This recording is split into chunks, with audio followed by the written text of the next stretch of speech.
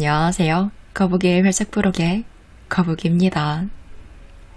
같은 의미의 말을 해도 기분 좋게 들리는 말이 있고 기분 나쁘게 들리는 말이 있어요. 이것이 한 끗 차이인데 그것 때문에 기분이 한없이 좋아지기도 하고 기분이 나쁘고 다투기도 하죠.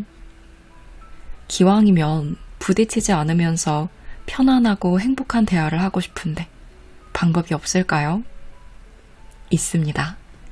오늘은 사람의 마음을 움직이는 말투에 대해 이재은 저자의 다정한 말이 똑똑한 말을 이깁니다와 함께 다뤄볼게요. 저자는 MBC 뉴스데스크를 진행하고 있는 12년차 베테랑 아나운서인데요.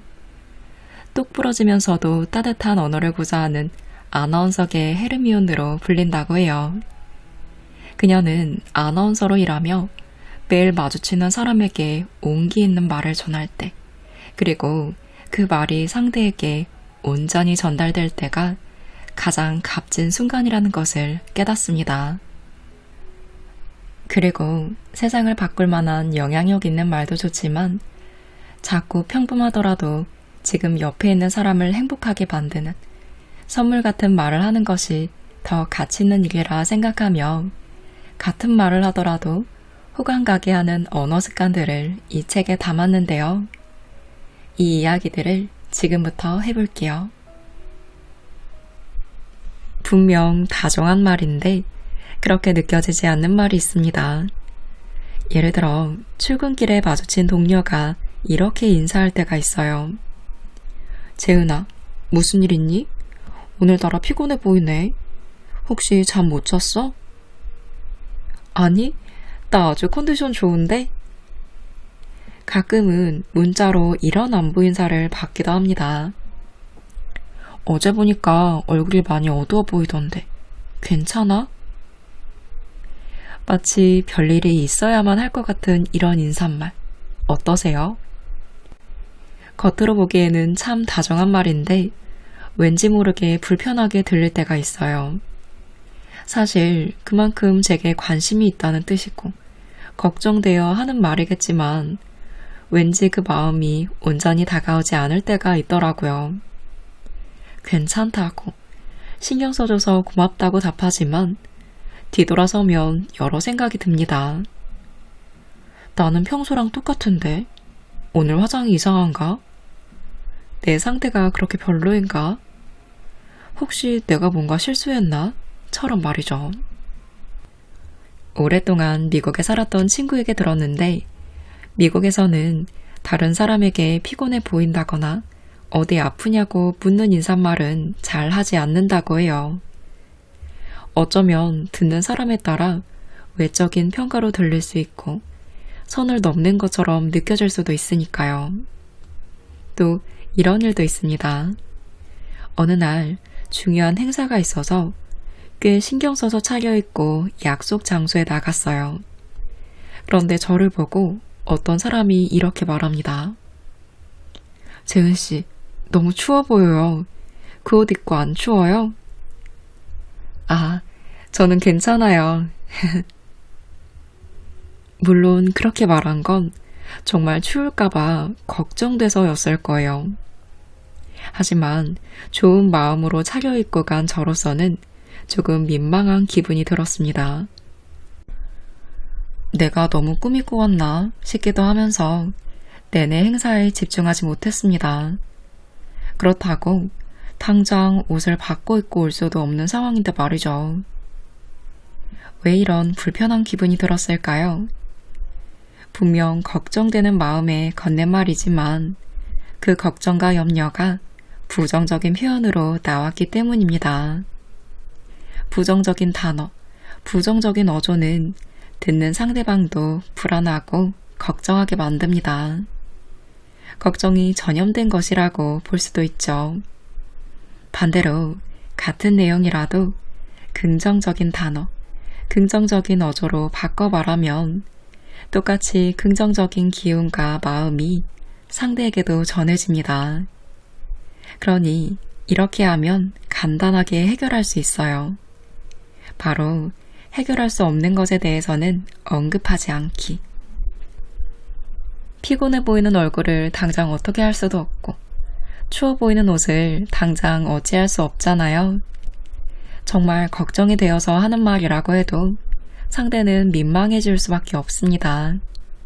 그럴 땐 이렇게 바꿔서 말해보는 건 어떨까요? 피곤해 보인다. 곧 일해야 하는데 어디 아픈 거 아니지? 를 요새 참 바쁘지? 건강 잘 챙기면서 해. 근데 별일 없지? 를 하는 일은 다 잘 되고 있지? 그 옷 입고 안 추워요? 보기만 해도 추워 보여요. 재은씨, 오늘 너무 멋지네요. 그런데 오늘 날씨가 갑자기 추워졌어요. 혹시라도 추우면 알려주세요. 이렇게 부정적인 느낌을 주는 단어와 말투를 긍정적인 단어와 말투로 살짝 바꿔보는 거예요. 상대를 향한 관심은 같은데 듣기에 훨씬 부드럽고 편안하지 않으신가요? 부정적인 말을 긍정적인 말로 바꿔서 표현하는 게 당장은 조금 어려울 수도 있습니다. 연습이 필요하거든요. 그럴 땐 조사 하나만 바꿔봐도 좋습니다. 글자 하나만 바꿔도 문장의 온도가 확 올라갈 수 있으니까요. 어느 날 오랜만에 만난 친구와 커피를 마시고 있었어요. 친구는 한숨을 푹 내쉬더니 푸념을 털어놓았습니다. 나 요즘 너무 힘들어. 왜? 무슨 일 있어? 이번에 후배가 들어왔는데 눈치도 없고 이기적이어서 팀장님이 시키는 일은 다 하기 싫다고 하더라고. 그래서 중간에 낀 과장급인 내가 업무를 다 떠맡아서 하고 있어. 평소 같았으면 친구의 말을 끝까지 들으며 위로를 했겠지만 그날은 저도 피곤이 쌓인 상황이었죠. 친구의 이야기를 듣다 저도 모르게 이런 한마디가 튀어나왔습니다. 다들 힘들어. 순간 분위기가 싸늘해졌고 친구와 저는 조용히 커피만 마시다 몇 마디 나누지 않고 생각보다 일찍 헤어졌습니다. 힘들어하는 친구에게 위로는 못해줄 망정 그 순간 왜 그렇게 부정적인 말이 튀어나왔는지 후회가 되었어요. 제 표현에 친구도 저도 기분이 나아지기는커녕 더 바닥으로 가라앉고 말았죠. 정말로 말 한마디가 중요하다는 걸 깨닫는 순간이었습니다. 이렇게 불쑥 부정적인 말이 나올 때가 있는데요. 이럴 때 말을 바꿀 수 있는 가장 쉬운 방법이 표현 하나를 살짝 바꾸는 거예요. 다들 힘들어를 너도 힘들구나. 조금만 바꿨을 뿐인데 공감하는 말이 되었죠. 이렇게 단어나 어미 하나만 바꿔도 말의 의미와 분위기가 달라집니다. 너만 그렇니? 를 너도 그렇니? 일은 잘하네. 를 일도 잘하네. 이것도 어려워? 를 이건 어려워? 어떠신가요? 말투도 다르게 느껴지고 상대의 마음을 여는 따뜻한 말로 들리지 않나요? 이런 긍정적인 표현은 상대방의 마음뿐만 아니라 지금 나의 상황을 확 바꿀 수도 있습니다. 해야 할 업무가 반이나 남았네. 해야 할 업무가 반밖에 안 남았네. 아직 수요일밖에 안 됐어. 주말 되려면 3일이나 남았네. 벌써 수요일이 됐어? 주말 되려면 3일밖에 안 남았네. 과중한 업무에 지친 직장인들이 평소 자주 하는 말들입니다. 첫 번째 문장에서 몇 글자 바뀌지 않았는데 달라도 너무 다르죠. 두 번째 문장처럼 말한다면 일도 훨씬 수월하게 느껴질 겁니다. 이렇게 단어나 어미를 하나씩 바꿔보는 연습부터 한다면 어느새 상대도 좋고 나도 좋아지는 마법을 경험하게 되실 거예요. 아니, 그게 아니라니까. 내가 뭘 했어. 그것 봐. 내 말이 맞지? 너는 잘 모르겠지만 사무실에서 종종 말다툼이 벌어지는 경우가 있습니다. 모든 일이 그렇듯 방송 역시 여러 부서, 수많은 사람의 협업으로 이루어지는데요. 그런 만큼 서로의 의견을 잘 조율하는 것이 중요합니다. 그런데 꼭 자기 주장을 고집하는 사람들이 있어요. 그런 사람들을 둘러싸고 갈등이 시작되죠. 마치 곧 터질 폭탄을 이리저리 돌리는 게임처럼 지켜보는 사람은 아슬아슬할 뿐입니다. 내가 생각했던 방향이 아니라고 해도 때론 생각을 굽힐 줄도 알아야 합니다. 무조건 끝까지 자신이 논리적이라고, 자신의 결정이 정답이라고, 나머지는 다 틀렸다고 주장하는 사람들 주변에서 꼭 큰 소리가 납니다. 왜 그런 걸까요? 이 또한 공감 능력의 문제입니다. 나는 옳고 너는 틀리다 라는 늪에 빠진 사람들은 다른 사람의 생각과 의견이 늘 무언가 부족하다고 느낍니다. 지나치게 자기 주장만을 고집하고 융통성도 부족합니다. 여간에서는 다른 사람의 이야기를 들으려고 하지도 않죠. 나아가 자기가 정해놓은 틀 안에서 조금이라도 벗어나는 사람들을 보면 함부로 판단하고 비난하고 상처를 줍니다. 저도 간혹 그런 사람과 함께 일할 때면 혹시 이런 태도로 누군가를 대하진 않았는지 반성하게 됩니다. 제가 쌓은 생각의 틀 속에 갇혀서 이건 이래야 하고 저건 저래야 해 라고 함부로 단정짓지는 않았는지 돌아봅니다. 만약 나의 주장과 생각이 전혀 굽혀지지 않을 때 이를 해결할 수 있는 좋은 방법을 소개한 책이 있습니다. 비온 나티코 린데블라드의 책 내가 틀릴 수도 있습니다 중 한 부분인데요. 갈등에 싹이 트려고 할 때, 누군가 맞서게 될 때 이 주문을 마음속으로 3번만 반복하세요. 어떤 언어로든 진심으로 3번만 되낸다면 여러분의 근심은 여름날 아침 풀밭에 맺힌 이슬처럼 사라질 것입니다. 이 주문이 어떤 주문인지 궁금하신가요? 바로 이 책의 제목에 답이 있습니다. 내가 틀릴 수도 있습니다. 내가 틀릴 수도 있습니다. 내가 틀릴 수도 있습니다. 내가 틀릴 수도 있다는 사실, 너무나 당연한 진실이지만 우리는 쉽게 잊곤 합니다. 내 생각이 언제나 무조건 옳은 것은 아니라는 사실을요. 그러니 함부로 판단하고 단정 지으면 안 된다는 사실을 항상 기억해야 합니다. 무조건 내가 옳다라는 생각에서 반드시 벗어나셔야 해요. 내가 틀릴 수도 있다고 인정하는 게 두려우신가요? 누구나 다 그럴 거예요. 하지만 그런 마음을 내려놓고 나면 오히려 복잡했던 것들이 단순하고 편안해집니다. 왜 진작 이렇게 하지 못했을까 싶을 정도로 자유를 경험하게 되죠. 사람들은 생각도 다르고 가치관도 다르며 지난 환경도 경험도 다릅니다. 그 다름을 인정할 때 소통은 쉬워지고 공감은 자연스럽게 일어납니다. 아, 그럴 수도 있겠다. 그 사람은 그렇게 생각할 수도 있겠구나. 그 사람 입장에서 생각해보니 그럴 수도 있겠다. 상대의 입장이 되어 한 번만 생각해보면 금방 이해되는 일들이 정말 많습니다. 내가 절대적으로 옳다는 생각을 내려놓을 때 상처를 주거나 받는 일도 훨씬 줄어듭니다. 자기 중심적인 사고에서 벗어나 다름을 인정할 때 우리의 관계는 훨씬 아름다워질 수 있습니다. 언니, 나 그 친구랑 싸웠어. 친구랑 싸웠다며 동생이 하소연합니다. 그러면 저는 속상한 마음에 목소리부터 높아집니다. 내가 뭘 했어. 내가 너 그럴 줄 알았다.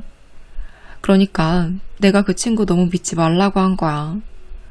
결국엔 네가 그러니까 문제가 벌어지는 거야. 어릴 적 동생은 언니인 제게 인간관계의 어려움에 대한 고민을 털어놓곤 했습니다. 사람을 쉽게 믿지 않는 성격이었던 저와 달리 정 많고 사람을 좋아하는 동생이 관계에서 상처를 받을까 걱정이 되었어요. 그래서 어렵게 속마음을 털어놓는 동생에게 공감보다는 섣부른 충고와 조언으로 가르치려고 했죠. 속상한 마음을 위로받고자 이야기를 꺼낸 동생은 제 말에 오히려 더 큰 상처를 받았습니다. 자신의 어려움과 고민에 공감해주는 게 아니라 태도와 행동을 비난하는 말을 들었으니까요. 저는 동생 말고도 가족이나 가까운 친구에게도 종종 이런 실수를 했어요. 공감보다는 정답을 강요하고 해결책을 제시하려다 벌어진 참사죠. 상대는 그저 이해와 위로를 받고 싶은 심정으로 용기를 내 털어놓았는데 그 마음도 모르고 어설프게 훈계를 늘어놓다 보니 관계를 망치고 맙니다. 그렇다고 해서 넌 아무 잘못 없어. 그 사람이 무조건 잘못했네 라며 무턱대고 편을 들어주라는 건 아니에요. 당장 들을 때는 기분이 좋을지 몰라도 그 사람이 자신의 문제를 정확히 이해하지 못할 수도 있으니까요. 하지만 아무리 적절한 충고와 조언이라고 해도 공감이 없다면 절대로 상대에게 위로를 줄 수 없습니다. 무엇이 고민인지, 왜 어려워하는지 주의 깊게 들으면서 상황을 이해하고 감정을 이해하려는 노력이 필요해요. 내 생각과 감정은 접어두고 상대가 지금 어떤 상황에 처했는지, 그래서 어떤 기분일지 좀 더 깊이 생각하고 반응합니다. 그래? 무슨 일인데? 한번 자세히 얘기해봐. 그래, 그랬구나. 그 상황에서 너는 어떻게 했어? 그런 일을 겪었다니 정말 속상했겠다.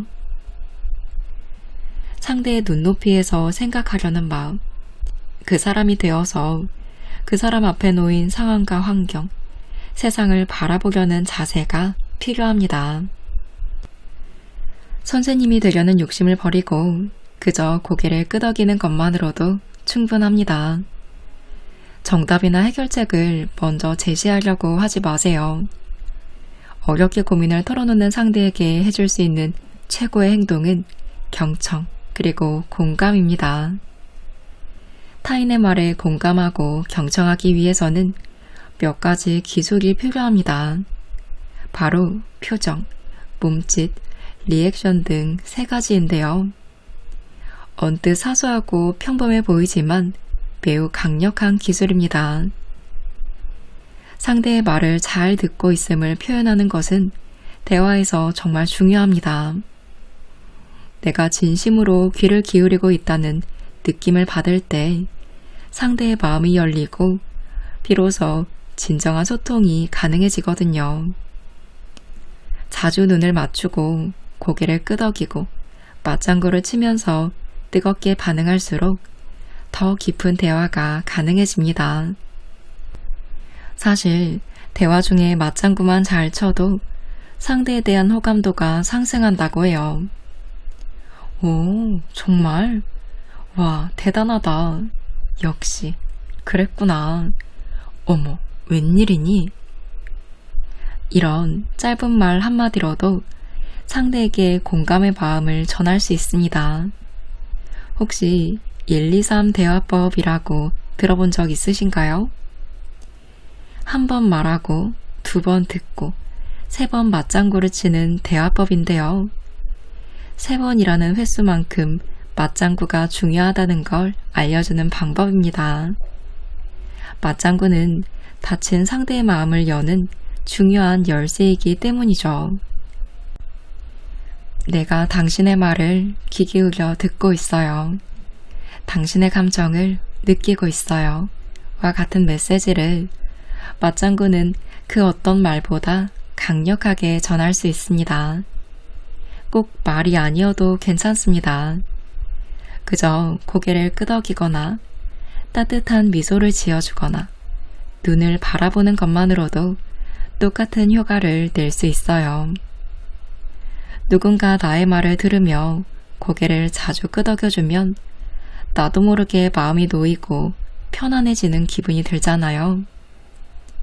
아, 이 사람이 내 이야기에 집중하고 있구나. 나랑 같은 생각이구나. 우린 같은 편이구나. 라는 생각까지 듭니다. 일상적인 대화가 아닌 인터뷰를 할 때도 마찬가지입니다. 좋은 질문을 던지는 것만큼이나 좋은 리액션이 중요하죠. 많은 말을 하지 않아도 상대를 편하게 만들어주고 자연스레 대화를 이끌어갈 수 있어요. 예전에 인터뷰했던 배우들에게 들은 이야기인데 연기를 할 때도 리액션을 잘하는 배우가 진짜 좋은 배우라고 해요. 진심을 담은 리액션이 상대 배우의 마음을 열어 더 좋은 연기, 더 많은 가능성을 끄집어내기 때문입니다. 공감과 경청이 바탕이 된 좋은 리액션은 정말 중요한 소통의 기술입니다. 상대방을 내 편으로 만드는 최고의 방법이니 꼭 해보시기 바랍니다. 내가 하는 말이 나의 운명을 결정한다는 생각 해본 적 있으신가요? 저는 종종 생각해요. 아, 그때 내가 했던 그 말 한마디가 지금 나를 여기로 이끌었구나 하고 깨달을 때가 자주 있거든요. 어릴 적부터 저는 이루고 싶은 목표가 생기면 꼭 말로 그 목표를 선언하는 습관이 있었습니다. 나는 신문 방송학과에 갈 거야. 나는 꼭 오프라 윈프리처럼 선한 영향력을 펼치는 사람이 될 거야. 세상의 빛과 소금 같은 사람이 되고 싶어.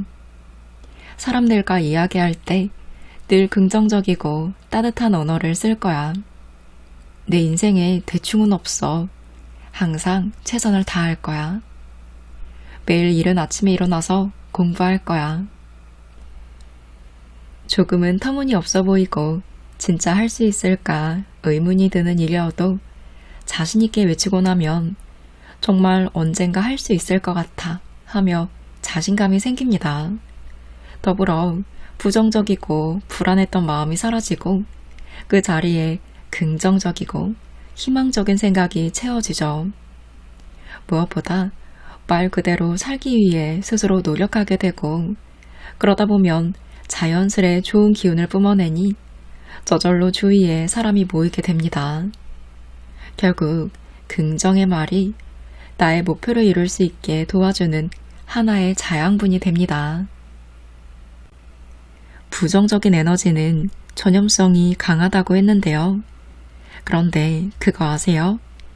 긍정적인 에너지의 전염성은 그보다 몇 배는 더 강하다는 사실을요. 이 긍정의 에너지로 부정의 그림자들을 얼마든지 덮어버릴 수 있습니다. 긍정의 에너지가 어떻게 부정의 에너지를 덮을 수 있는지 간단하게 실험해 볼까요? 하루 동안 혹은 한 주 동안 누군가에게 했던 말을 한번 기록해 보세요. 나의 말에 무엇이 담겨 있는지 살펴보는 거죠. 불평과 불만의 말인지, 사랑의 말인지, 인정과 칭찬의 말인지 한눈에 알 수 있을 거예요. 어떤 사람은 책이나 영화, 누군가와의 대화 속에서 마음에 와닿았던 말, 감동했던 말을 노트에 적어 놓는다고 해요. 그리고 부정적인 감정을 마주할 때마다 그 노트를 수시로 들여다본다고 해요. 저희 집 식탁 위에도 종이 한 장이 붙어 있습니다. 몇 년 전 어머니가 매일 아침 출근 전에 읽고 나가라면서 주신 건데 거기에는 이런 말들이 빼곡하게 적혀 있습니다. 기쁜 하루 보내세요. 벅찬 하루 보내세요. 포근한 하루 보내세요. 흐뭇한 하루 보내세요. 상쾌한 하루 보내세요. 시원한 하루 보내세요. 반가운 하루 보내세요. 후련한 하루 보내세요. 살맛 나는 하루 보내세요. 신바람 나는 하루 보내세요. 평화로운 하루 보내세요. 정다운 하루 보내세요. 끝내주는 하루 보내세요. 날아갈 듯한 하루 보내세요. 화사한 하루 보내세요. 따사로운 하루 보내세요. 감미로운 하루 보내세요. 상큼한 하루 보내세요. 충만한 하루 보내세요. 열정적인 하루 보내세요. 산뜻한 하루 보내세요. 당당한 하루 보내세요. 하루의 시작을 열어주는 긍정의 인사말들입니다. 저도 처음엔 유치하고 낯간지럽다고 생각했어요. 그저 종이에 적혀있는 인사말일 뿐이잖아 하며 넘겼죠. 그런데 어느 날 동생이 종이를 한참 보다가 상쾌한 하루 보내세요 라고 말을 하고 집을 나서는데 그 말을 들은 제 기분이 정말 상쾌하고 시원해지는 거 있죠? 에이, 말도 안 돼 라고 생각하셨나요? 저도 그랬어요. 긍정적인 인사 한마디 한다고 뭐가 달라질까 싶었는데 확실히 달라졌죠. 여러분과 나누기 위해 이 글을 적고 있는 지금도 제 입가에 슬며시 미소가 지어지는 걸 보면 그저 종이에 적힌 유치하고 낯간지러운 말은 아닌 것 같아요. 여러분도 오늘 아침 출근길에는 불평, 불만 대신 긍정의 말로 하루를 시작해보세요. 좋은 아침. 오늘 날씨 끝내준다. 일할 맛 난다. 조금만 더 힘내보자. 오늘도 일할 수 있어서 감사합니다. 내 안에 긍정 에너지가 자라고 자라 담을 넘어 사람들에게 마구 전염되도록 긍정의 말을 하고 또 해보세요. 분명 그 말대로 이루어지실 거예요. 오늘은 이재은 저자의 다정한 말이 똑똑한 말을 이깁니다와 함께 했습니다.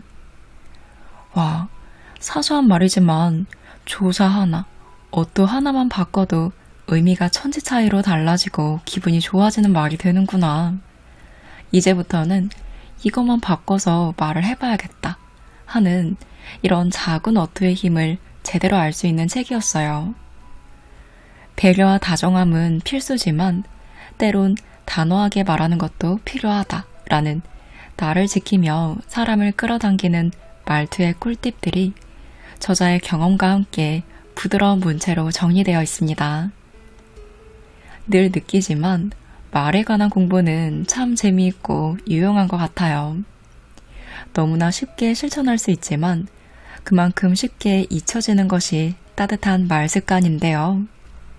상대방을 내 편으로 끌어당기는 다정한 말투, 습관을 원하는 분들에게 좋은 참고가 될 것 같습니다. 여러분께 오늘 저의 다정함이 전달되었으면 하는 바람으로 영상 마무리합니다.